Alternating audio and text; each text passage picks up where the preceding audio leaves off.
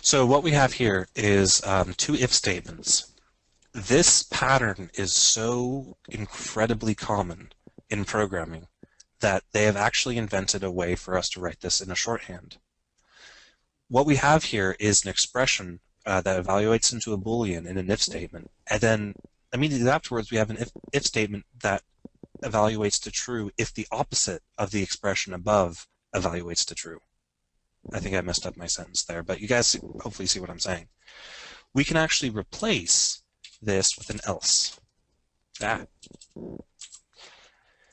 Now, an else immediately follows the ending curly of an if statement, and it'll be executed only if the if statement did not execute, which means that these two bits of code with the two if statements, one of the if statements being the inverse of the other if statement, we can replace that by saying else. Else, just like if, will open up a block and then close a block. So everything inside this else statement will execute if the expression in the if statement is not true.